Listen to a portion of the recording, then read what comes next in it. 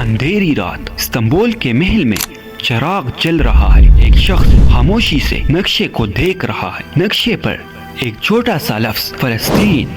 سوال یہ نہیں کہ زمین کتنی قیمتی تھی، سوال یہ ہے کہ ایک بادشاہ نے دنیا کی سب سے بڑی پیشکش کو کیوں ٹکرا دیا.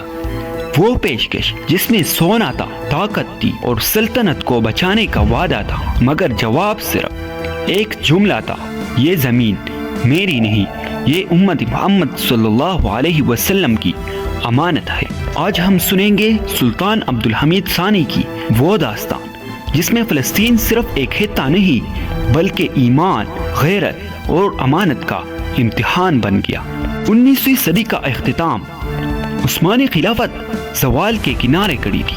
چاروں طرف دشمن، اندرونی سازشیں اور یورپ کی طاقتیں خلافت کو ٹکڑوں میں بانٹنے کے خواب دیکھ رہی تھی.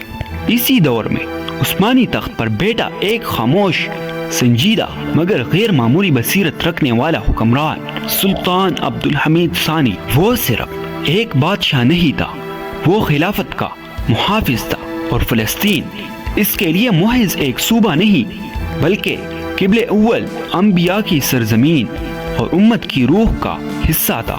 یہ کہانی سیاست سے آگے بڑھ کر ایمان کی کہانی بن جاتی ہے. 1876 عیسوی سلطان عبدالحمید تخت نشین ہوتے ہیں. خزانہ خالی ہے، فوج کمزور ہے، قرض بڑھ چکا ہے. یورپی طاقتیں ایک ایک قدم آگے بڑھا رہی ہے. ہر معاہدہ خلافت کو مزید کمزور کر رہا ہے. لیکن سلطان ایک بات جانتے تھے: طاقت صرف تلوار سے نہیں، طاقت نظریے سے آتی ہے. انہوں نے خلافت اسلامیہ کے تصور کو زندہ رکھا، مسلمانوں کو یاد دلایا کہ وہ ایک امت ہے، حرمین شریفین کی خدمت کو اپنی ذمہ داری بنایا.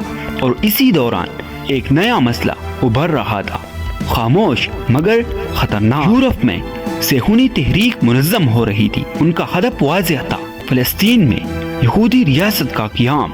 تھیوڈور ہرزل اس تحریک کا نمایاں نام بن کر ابھرا. اس نے عثمانی خلافت کی کمزوری کو پہچان لیا. اس نے سلطان عبدالحمید تک رسائی کی کوشش کی. پیغام سادہ تھا مگر زہریلا: فلسطین ہمیں دو، ہم خلافت کے تمام قرضے ادا کریں گے، ہم تمہاری سلطنت کو بچا لیں گے. یہ صرف سودا نہیں تھا، یہ ایمان کا امتحان تھا.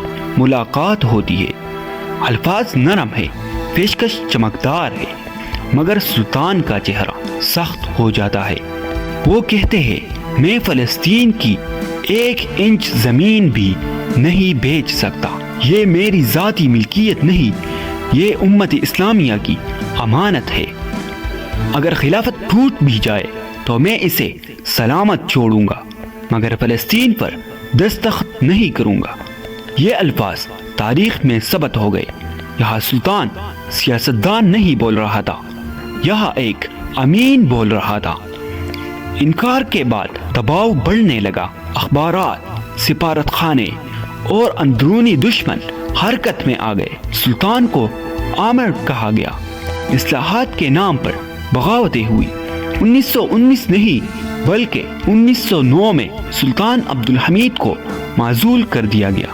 خلافت کمزور ہو گئی اور وہی ہوا جس کا سلطان کو خوف تھا.